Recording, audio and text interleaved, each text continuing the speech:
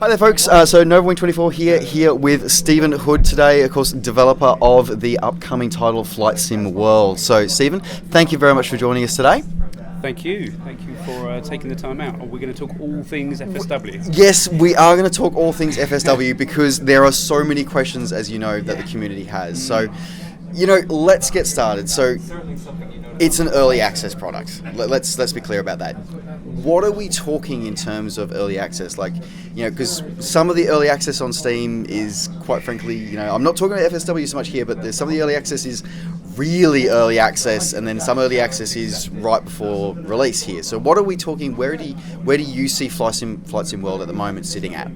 I think we're at the beginning of a journey, and the way I describe it is it's obviously a fully fledged flight simulator because of the heritage of Microsoft's platform. Yep. What we've been doing with FSW is trying to rework many of the underpinnings so that we can establish better technology for the kind of ideas that we've got for the future. Okay. The ways that we need to detach ourselves from the legacy content so that we can do new cool things. We're early in that journey, if you like, where we've established a lot of the technology, certainly for the aircraft, and there are big headline features and content that we need to roll out in order to get us to a point where we're happy to detach ourselves from early access. So early access gives us that opportunity now to at least interact with the community, serve up the flight simulator, and roll out these features and gain feedback so that we can iterate on it. That's really our protection, if you like. We're not trying to claim that this is a finished product and we're going to walk away from it and now it's just about selling DLC. It could be further from the truth. We're trying to inject this with new content and features, and the development team's focus in recent weeks has been to work on some of those cool new ideas, the things that are part of our future roadmap, and we're going to install them into FSW during early access, and people will see that product growing and growing and growing, and hopefully will win the hearts and minds of the community. Okay, so I'm gonna pick up on a couple of things that you point there. The first one I'm going to pick up on. So you've said that you want to divorce yourself from the older technology. So one of the things, as you've obviously very well aware from previously from Flight School, from F16 Edition, and now from Flight Sim World, is that the flight sim community is somewhat creative in its ways of manipulating the products that get given to us. So you would have known that there's been a lot of attempts to sort of bring in legacy shall we say legacy products into FSW. I've seen a lot of those photos and videos online. Yeah. Yes, very interesting. Some of the aircraft that have made their way into it. So when we're saying that you're going to divorce from the past, so how deep is this divorce going to be? How far are we going to get to a point where these ports are simply either they're just not going to work, and why are we doing this that we're getting rid of this point? Because a lot of simmers are sort of going, they've got a lot of things that they've got, so they want to use it, but what is the advantage going to be of them losing all of their old stuff? Yeah. They would lose their old stuff in a sense of, if you take the aircraft, for example, you will have seen people plugging in airliners and all sorts into FSW. And lots of the components of those aircraft won't work, like the gauges will not display appropriately because we changed a lot of the technology. The rendering of the aircraft exterior will not work appropriately because the textures might not be PBR. You probably won't have the windscreen rain effect on there, all these kind of things. So when I'm talking about detaching ourselves from the technology or divorcing from the technology in the appropriate areas, and we've based this on the legacy Microsoft technology because that gave us a fantastic head start. That is still the key player in this space. The problem is that there are a bunch of things that you would love to see improved because we've moved on 10, 15 years. Exactly. And that's where Dovetail have come in. We're trying to target those specific areas. For example, you moved it from 32-bit to 64-bit. It doesn't kind of set a light under it, it doesn't change it completely, but it gives us the platform that we need in order to further differentiate ourselves in a positive light from what has gone previously. So you don't need to throw all this stuff away and start again. We wouldn't be talking for another 10 years because we'd be beavering away on that. Yep. This gives us a head start, and then we're changing modules in the sim over time. And you'll see more and more modules being changed as we remove them or detach them and replace them with new cool stuff as part of our future roadmap. But we don't need to chuck it all away. So there are things that we need to forge ahead with, that people will, certainly third-party developers think, well, why are they doing that?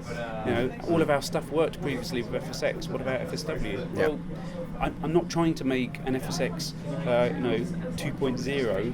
I'm not trying to just move it forwards. I want this to be, several leagues ahead. And in some areas, you have to tread on the past in order to move forward. And there are always a few complications with that. But we're trying to hold our nerve, help people navigate their way through this, which is why we're picking and choosing what we're doing, and it's a slow start. And I'm sure it will all work out for the best. And that's a big part of it, is that it is a journey, and so is that one of the reasons why with those modules you're talking about sort of swapping out, is that why you've chosen to only put a limited subset of aircraft in at the start? Absolutely, yeah. Because we wanted to work heavily with third parties on the aircraft and introduce new technology and understand what we're doing, and at the same time help guide them. If we tried to cover all corners of aviation at the very beginning, I think we would have just watered down the whole experience. And we were trying to make some really cool default aircraft and set the benchmark for third parties to, completely smash through. We wanted to get rid of that ceiling, and I think we've done that. And now I think it enables us to get the third parties up and running with the aircraft and start that channel, so that you can eventually expand FSW to harness the types of aviation and experience that you want. A lot of people were calling for airliners. We didn't put them in day one. Why do we just need to recreate everything that you had in FSX? It has to be better in my mind. Otherwise, why would you transition from one of the established flight sims into FSW? Just because it's a little bit shinier? That will just fade away very quickly. We're trying to do something different, and at times there is a little pain that goes with that. And that journey, again, is sort of, you often talk about that journey and seeing that, so that's very much indicating that you're here for the long term. So where do you see, what is the roadmap? What can you show us? What can you tell us about the roadmap? And where do you see the future of Flight Sim World going? That's a big one. I didn't say this was going to be easy. No, you didn't. That's very true. So there is an internal roadmap for the kind of things that we want to do, and we're working through many of those things at the moment. But the way that the development team is divided up, it means that instead of us right now, because it's still quite early for us, committing to all of those things in the roadmap, we're finding that as the developers and the different teams, like graphics engineers, are looking at improvements to lighting, for example, or the light scattering, or we've been looking at the weather, or we've been looking at how we incorporate cold dark starts in a more interesting, engaging manner than just getting a tick in the box. Every time we look at something, we want to look at ways in which we can improve it. There's an easy roadmap that just says, do cold and dark, improve the weather themes, add the airliners. That anybody can do that. We're really trying to make great strides in the areas in which we're operating. And at the moment, the development team are spending all their working week on our actual roadmap, but they spend their weekends as well coming up with cool new stuff. People are coming to the office on a Monday and saying, look what I've been doing with the lights, look, we've managed to do, and I'm incredibly excited about those cool things. But instead of just saying, oh, we'll roll it out into an update next week, we want to refine it, get it ready, package it, understand how it's going to address FSW needs for the future and the desires of the community, and then we'll start working through those things, and then we'll put out a formal roadmap that says, right, we've got all these great goodies and we're going to start rolling them out. Okay, so and that's again really positive to know that you've got a lot of that work going on in the background. It's just, it'd be nice to hear a bit more about it. But as you said, you want to see where it fits within the picture before you sort of announce it. There's a bunch of things that we've been working on for months and months, and I think we're very close to announcing a lot of those things actually, where they've reached the necessary level of quality for us to think that it's worth putting out into the community.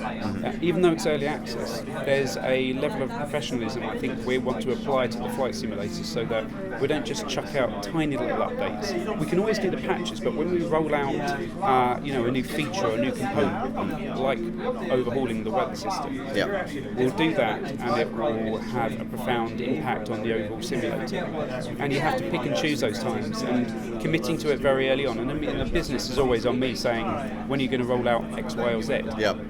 it needs to get to a certain level of quality before we go, now we're excited about it, and we know the community will be as well. And then we'll put an iteration of that out there, and during the early access period, we'll gain the feedback, modify it further, and then roll those updates as part of a future roadmap. And that's, again, that quality assurance is a positive, strong sign. Now, I'm going to pick up on that quality aspect. So the big thing, again, being with third-party developers and quality, is, of course, is that people want to make content. So content creation has been the lifeblood of the flight simulation community for as long as it's been around. The fact is that there's very ambiguous information going around about that, about what's the role of third-party developers, about what's the role of freeware content developers. What tools are we going to have tools, and when can we see those tools? If we're going to get them. Absolutely, we are going to make tools. So I read those forums as well, and I look at all the videos online. And I know the community chatter that goes around, and that's completely understandable, and we can do a much better job of trying to outline that. The reason that I think we've been a little hazy about the whole subject is that we're working with some third-party developers. So where we're working on things with a select few groups, in order to try and refine the needs and the technology behind the SDK, we're doing that at our own pace rather than committing and chucking things out the door. At the moment, the development team end up being this huge kind of funnel for everything going into the sim and all technology and conversations. And eventually, when we do roll out the SDK, we will do that because we want people, freeware and professional third parties, to create content for FSW. That is hugely important to us. Don't get me wrong about that. So we are getting it. That's the main thing. We are doing that, and we do care about that community. We limit the communications at the moment because we're a small team. We're 16 developers at the moment, and everything goes through that development team. It just gets so confusing with everybody turning up at the front door going, we want to build this, we want to do this, we want to put this into your sim. And believe me, there are a lot of people that want to put some cool stuff into FSW, and we're seeing that behind the scenes. But we don't just want to make it a slight extension of FSX where everything just gets chucked back into FSW. And it's an awkward situation where I'm trying to balance the needs of the community because they want to see FSW grow, quite understandably so, and the needs of the business who are saying, well, we want to put this content into the simulator so that we can sell more copies of FSW. But if we take the time to do it appropriately, I think we'll all win because we'll get a much stronger flight simulator. So we are being quite quiet on that at the moment, but those things will pick up and improve, I assure you. Okay, that's good, and that's, again, it's the key message about knowing that your willingness to work with people on both third-party paid and freeware content. It's a big thing. To know that we will get an SDK, it's a very important thing for a community, so that's great to hear. I think it's a very exciting time. It's very impressive what we've got. Obviously, I'm not going to try and go through any bug lists or anything with you because I think, as you said, you read the forum same as I do. So I read them all. I read them. I read AppSim a lot as well. I have to ask. I have to ask. Conversations. My cameraman today, folks, is Belgio. So there was a video that Belgio. Now I've heard that you've heard about his thing. So you do know that he is watching you. I do know that he's watching me, and has changed my mentality in the office quite dramatically. I'm always looking behind me. And I love all the conversations that go on around FSW. I mean, some people wade into the conversations and just say Dovetail Games are doing a terrible job and they're here just for the money and they're just going to push DLC into it. Well, and we're sitting back. We watch all of that stuff and we have a good laugh about it.